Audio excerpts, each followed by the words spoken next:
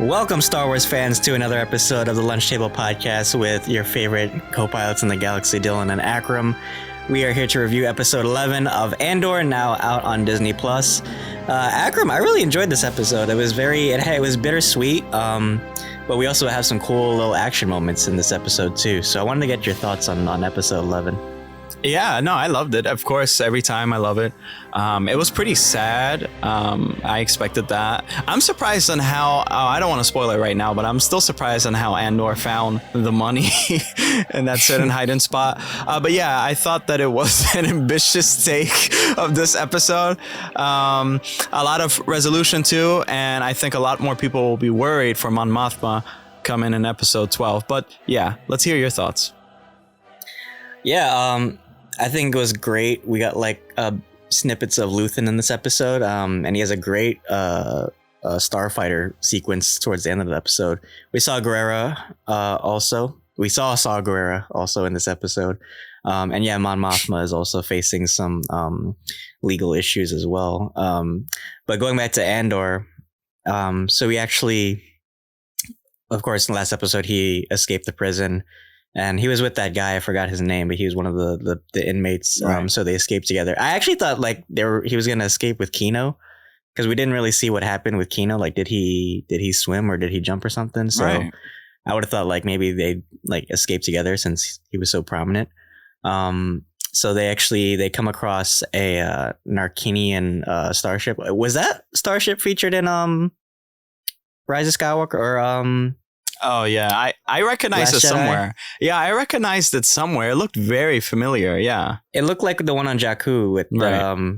that Rey was trying to get off on. Mm-hmm. So it looked familiar, but it was cool. And yeah, so they escape off world, and then we find out that Marva, the mother, she tragically passed away in this episode. I was kind of sad about it because I feel like we just got to know her character. I kind of wanted, especially since they announced the season 2, I kind of wanted to explore more of her character, like why she was so involved with the rebellion and everything. But I guess she serves as kind of the bait for Andor, because now they're setting up this big trap, right? The ISB is setting up this funeral to capture Andor. But I felt bad for that droid as well, because he feels like he feels like a dog that lost his owner, and he's so broken he doesn't know where to go. Yeah, what were your thoughts? Yeah, it's a delicate situation if the ISB were trying to track Andor. It's really, you have to play it well. I think Luthen had the best line when in interaction with Saw. It's you have to play it well enough, because you could get caught eventually. And that's the same thing with Andor. I wonder if Andor's going to go over there to see Bix or anybody like that, or visit the funeral or the grave for Marva. Yeah, it was really weird though how they did it. So yeah, Fiona Shaw was not in this episode. It was just her body. Mhm. I was like, oh, It was off that's screen, it? yeah. Yeah, I was like, Mhm. oh, okay. It was really sad. I felt bad for the droid. I love the practical effects, by the way, of the droid. That's so awesome. Yeah, it could be a trap. It could be a trap. But from how I see it, I think at the end of the episode, Andor probably that's his ticket to joining the rebellion even more. I feel like now he has nothing holding him back. I know that that's kind of code in a sense, with Bix. Does he care about Bix at this point? I don't know. To go back there, maybe not. Yeah, it's weird. It's weird how they did it too, because the droid in the promotionals played such a huge part, and the droid was not mentioned too much in the show, or not featured too much in the show. He just had a handful of times where you could see him, but nothing really significant. So I wanted that to play into episode 12. Yeah, and we also have more Vel visiting Mon Mothma. I'm glad Mon Mothma didn't do that thing with the guy. Let me get your thoughts on her daughter, though. I was so annoyed seeing her, just with her friends there at the table reciting something. Let me get your thoughts on that whole scene, because I think that scene really shows Mon Mothma's sensitive side, and she really feels like she lost hope. Mm-hmm. Yeah, it feels like we're watching the wives' school in Gilead or something. Yeah, and then we just came yes. off Handmaid's Tale. Yes. But yeah, that's exactly what it is. It's indoctrination, and yeah, I don't know. I've been saying the daughter kind of annoys me at times. I Me feel too. like she's too much like her father. Like she's drinking the Kool-Aid of the Empire, and like she doesn't really like relate to her mother. They're very alienated. It feels like a very like tragic, family dynamic. And I think Vel is the only close family that Mon Mothma can relate to, because she's very open-minded. She's very radical. So it's sad. So I wonder if like season 2, like the Empire will use her family against her too, if they found out like what she's doing. Yeah, even that whole conversation between Vel and Mon Mothma, because we understand like the stakes that Mon Mothma is in, right? She might not have the same consequences that Luthen and Andor go through, right? Because she's not like a freedom fighter, right? But she's a financial backer, and that's easily more traceable than being a freedom fighter, right? Because you have liability, you have accounts, that can be traced. So I like that they explore that on her end, like the stakes that she has to go through, right? As being a financial provider, because a lot of rebellions and a lot of war campaigns need credits and money. And that's in real life. That's the same situation, right? So I like that they show like what she has to go through too, right? And even Vel, like she visited the Luthen's museum, and then she talked with like her assistant too, and even the assistant, she has stakes as well. Like she said, like I live and breathe this every day too, right? It's not just you going out and doing missions, right? You might get information from like one mission, but I'm here every day, like listening on the radio and the wave too. But yeah, what did you think of the interaction between also Luthen and Saw Gerrera? Oh yeah, that was dramatic as hell, and also it made me really like anxious. Like I really thought that Luthen would be captured or held prisoner or something like that for disrespecting someone or whatever. I'm also glad to see that alien guy. I forgot the name from the alien guy. He has like that weird helmet. I'm also glad to see him back. This reminded me a lot of like a kind of Zero Dark 30 scene or something that you would see in a Bourne series. It was very like, again, it's very espionage-y, but there's so much stakes and I think what's his name, Crenshaw or something, is going to be made or something like that, or he's going to be potentially captured, right? Anto Krieger, right? And we have to like let him just let it be. And so now Saul is faced with sacrificing also, I believe, 30 men to make it look good and to not raise too much suspicion. And yeah, I mean, again, it shows you the stakes, and these guys, just to start the rebellion, they're sacrificing so much. And in the last episode, Luthen delivered, Stellan Skarsgård delivered a beautiful monologue on his mindset of the rebellion. So I thought it was great. What did you think of it? Yeah, Luthen's a chess player. He's willing to sacrifice, 3 pawns for 1 rook. He knows the stakes. He knows his men. He knows who's valuable. I mean, he even, laid it down to Saw. He was like, Anto doesn't have anything on me because he doesn't really know me, right? You might have something on me, so that's why I don't really like risk you, but him, it's less of a liability, right? And I just like seeing like Saw, like, I don't know, cooperate. I don't know, because we always think like Saw, like from Rogue One, like he's not like a player, like he tries to do his own thing, but actually seeing him, and maybe that actually explains like in Rogue One why he isolates himself, right? Because he doesn't really trust anybody, because Luthen is like the closest person that he can really like relate to outside of his own organization. But after this episode, I think it makes more sense now why he would isolate himself from the rebellion more in Rogue One, because he knows he can't trust the other rebel cells, right? Oh, I think that was an interesting, it's an interesting conversation to think about as well.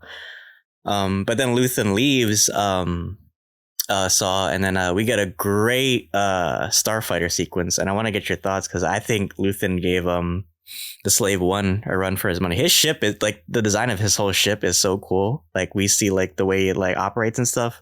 And I never seen that Imperial ship either. That it had like these like big satellite dishes too.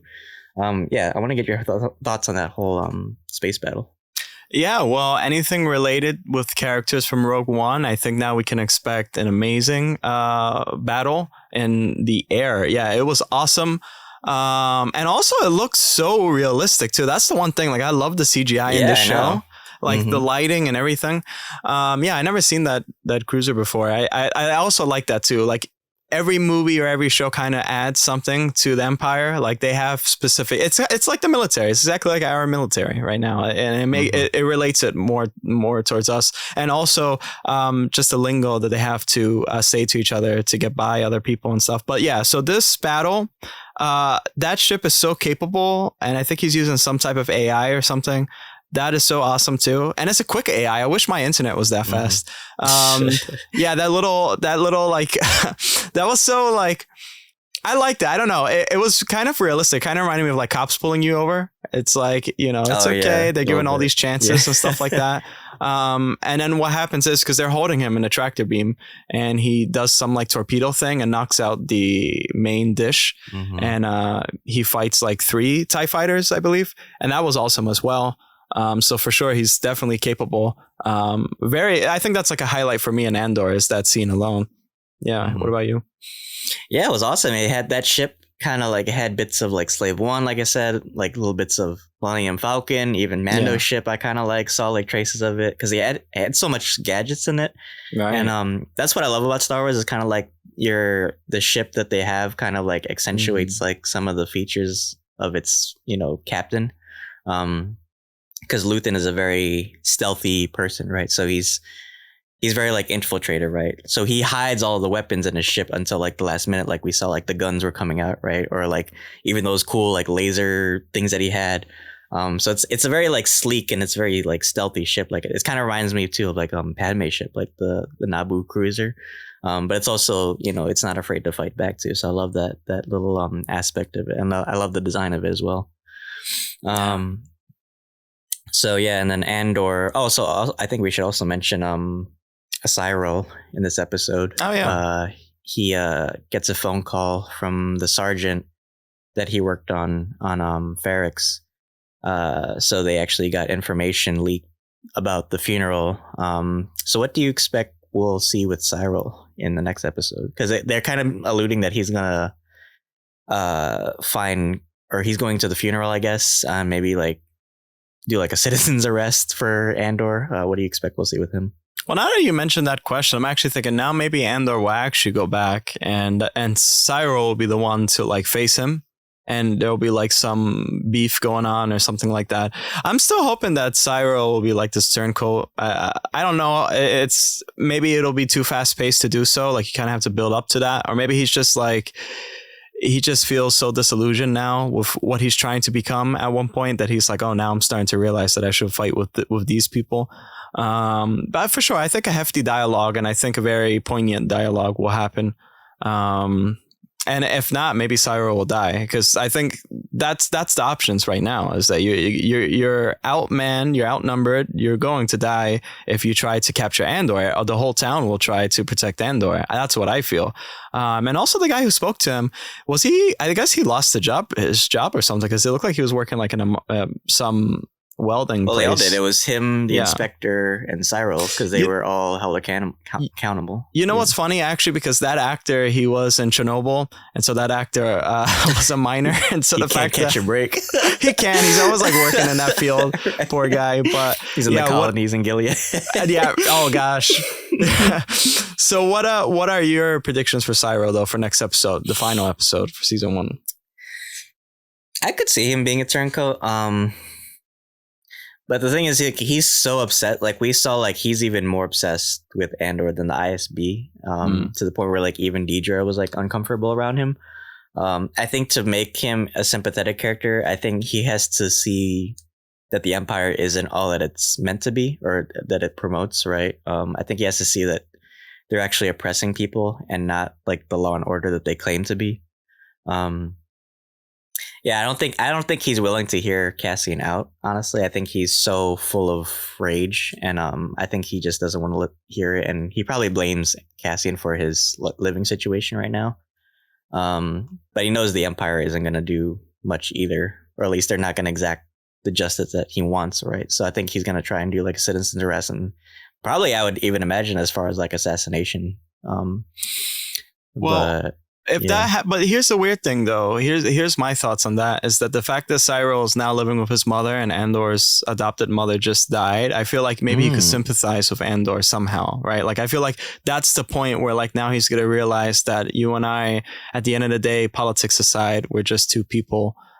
Just trying to live under this like oppressive force. Maybe he's going to realize that, right? Still, even in his older position, there are some things that he couldn't do, right? He didn't outrank some people in that facility as well. So maybe he's going to realize, well, you know what? Yeah, let me take it easy. I think maybe that's like the turning point for him. I hope at least, because I have hopes for some reason.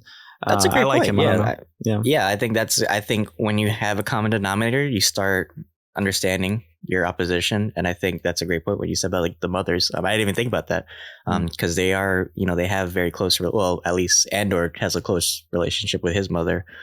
Cyril, he's like a bit more combative with his own mother. So maybe there's a dialogue there that we'll see for next episode, because we only have, I think, 2 more episodes left. No, this is the last episode next week. Or next episode is last episode. So yeah, stakes are high. I wonder where it goes from here.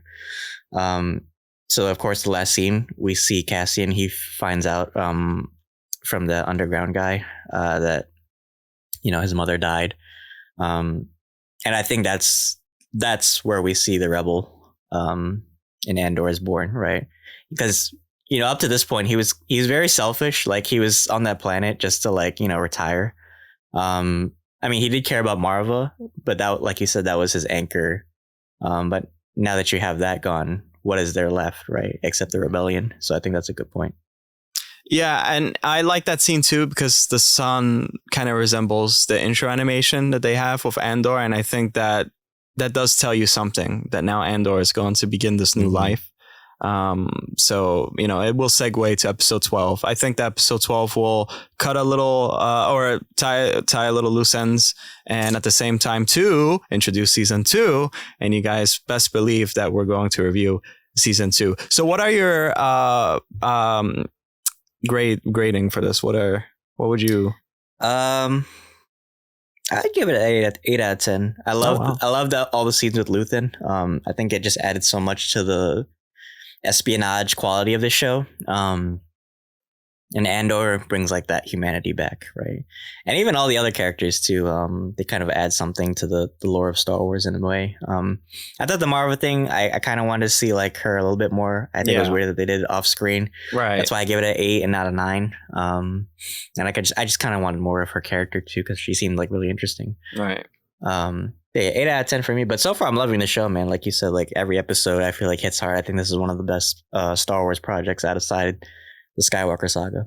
Yeah, for sure. Yeah, 8 out of 10 for me. Well, you guys heard it here. That is our review for episode 11 of Andor. If you guys made it to end, remember, please like and share. It'll greatly help us out. And also check out our other reviews. Goodness gracious, man. We have so much content coming out in November and December. I think December is going to be really sweet. We're going to have a New Year's reflections. And keep in tune for Game Awards. I cannot wait to do that with our good friend Jerome. But in November, we have a couple of other odd shows that we're going to review as well. But Dylan, as always, take us away. Well, guys, thank you so much for this review. If you're not following the channel, please do. We have a special guest coming this Friday. We won't name names, but you guys, if anyone's played Marvel's Avengers, you'll definitely want to stick around for this episode. So yeah, we, like Akram said, we have a ton of content coming out this month, December, but we also have a lot of content out already. We just reviewed Black Panther: Wakanda Forever, great movie. So if you guys want to check that out, it's already out on our channel, which you can check out on YouTube, Anchor, Spotify, and Apple Podcasts as well. And you can check our Instagram and TikToks as well for our socials. So thank you guys again. And until then, may the Force be with you. May the Force be with you guys. See you.